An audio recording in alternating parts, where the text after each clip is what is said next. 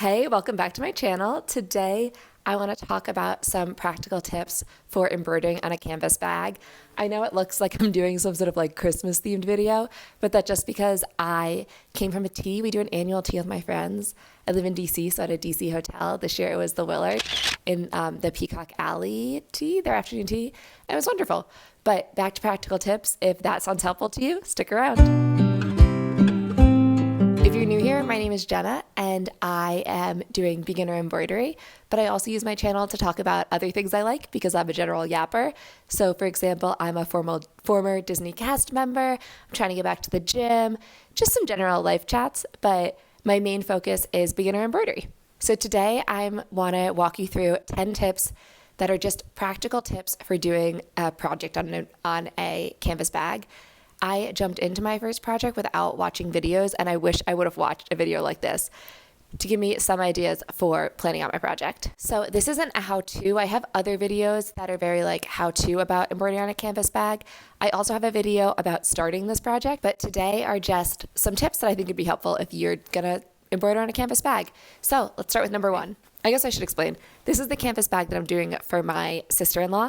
It is she's getting married this year, so I took a bag that I had, redesigned it a little bit, and by taking off the logos on it and then embroidered it, and I'm almost done. So those are my credentials for giving you advice on this. So my first tip is to do an easy pattern near the bottom of the bag. So you'll see down here, I have these flowers.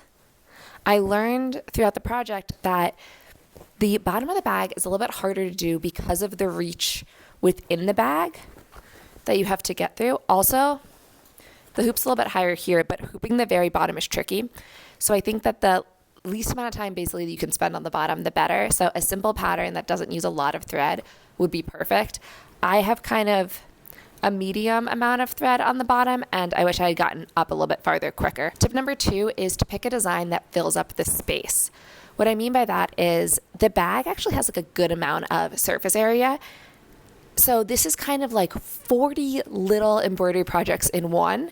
And for some areas, the projects take up a good amount of space. So you'll see like on this side, also excuse the mic, someone's doing construction below us. We live in an apartment building.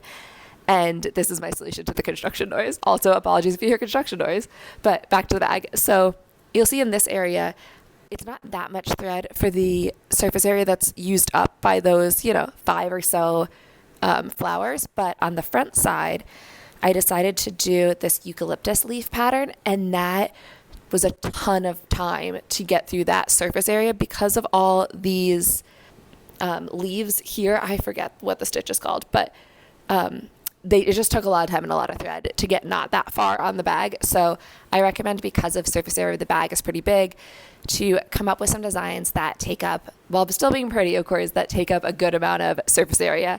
A good work time to result ratio there. Tip number 3 is to stencil out your full design or your full pattern on your fabric. What I did here was I started stenciling and was like, okay, I kind of get what I'm going to do. And I, kept going. But then when I got to the front, I thought, now I want to add these eucalyptus leaves. And if I had done the whole thing at once, I think I could have spaced it out better, like we were talking about, but also been more consistent with my thread color.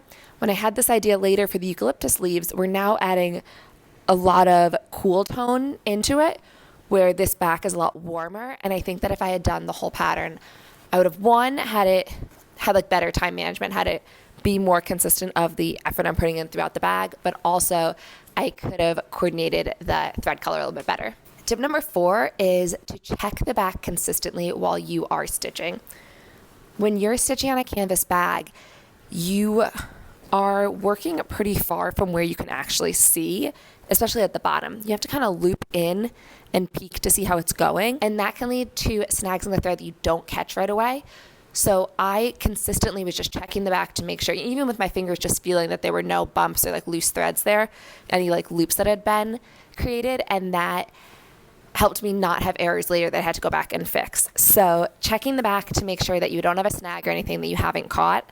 When you're embroidering just like on your lap with a piece of fabric with no back, just one flat fabric, you can easily flip it over, or you kind of see, oh, how did that stitch go through? But with the bags, you have to intentionally go through and check it. And that is my tip. Okay, tip number 5 also goes to the back, which is knot your thread frequently. And what I mean by that is for each section, knot it off. Don't have thread that connects, one area to another. And that's for 2 reasons. First, I think it looks cleaner. The bag, it's inside. People are going to see it because obviously, when you're using a bag, you see the inside and you want it to be pretty. But the more functional reason is less snags. So if you don't have thread that's crossing different areas, it's less likely to snag on stuff. And with bags, things are coming in and out of the bag. So you don't want to create those possible areas that it can snag and then mess up your design. Okay, tip number 6 is a tip that I definitely wish I had before I started.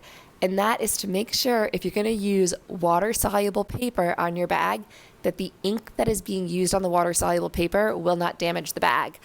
I learned this one the hard way. So I don't have a printer, but I did get water-soluble paper, and I traced a pattern with a pen onto the paper and then stitched it onto the bag.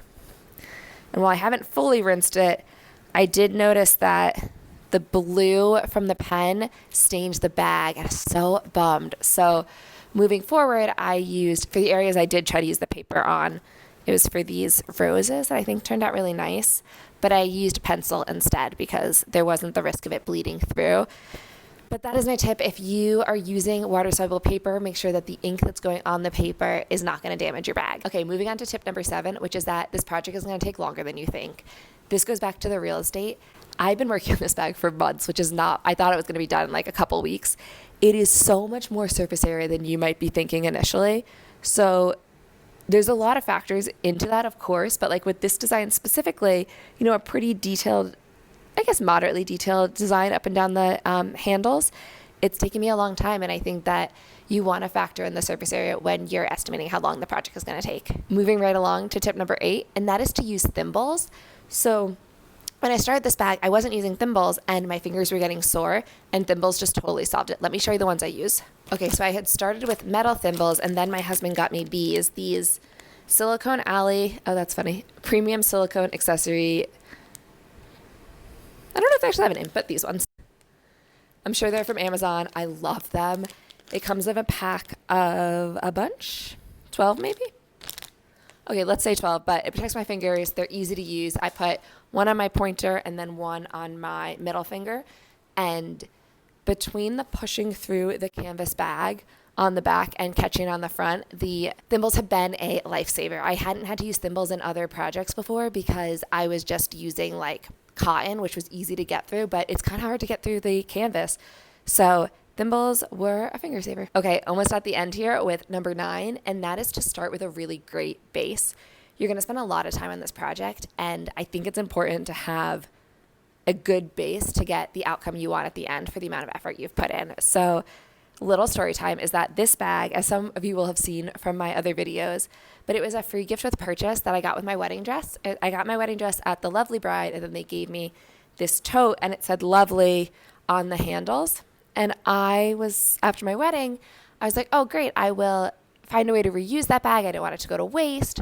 So I took Lovely off using acetone, I took Lovely off the handles and then stitched over it.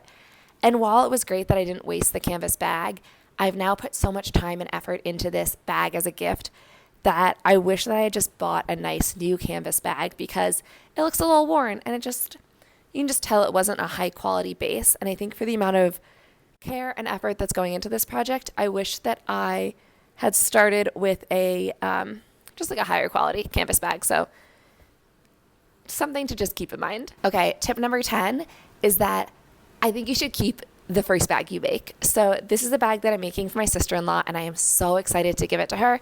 But I kind of wish that I had made one first for me, and that's for a few reasons. One, and most importantly, is that with it being the first bag I've made, I haven't been able to do any sort of like field testing with it. I don't know how well it's going to wear. I wish I had made one for myself that I could be confident in how it holds up before I gift it. And I would also be able to then make adjustments. You know, it's kind of the prototype because it was the first one I've done.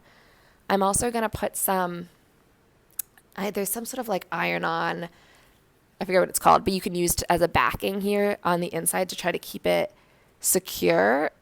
I don't know if that's necessary, and I don't know if it's helpful and if it stays. So if I had made one for myself first, then I would know and feel more confident, in that solution. So I'm hoping it holds up, but we will see. And then the second reason is just that I put a lot of effort into this bag. This is my first big project, and I'm so excited to give it to her.